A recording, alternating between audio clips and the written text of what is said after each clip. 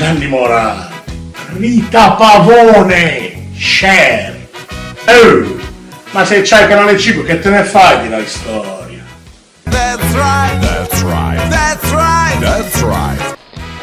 Preso a calci e insulti il feretro di Pribiche ai funerali di Albano. Ma tra i due, chi cazzo è morto? That's right, that's right, that's right, that's right. Ipotesi prelievo forzoso del 10% sui conti correnti. Intanto iniziate con il mio, calcolate il 10% di un cazzo.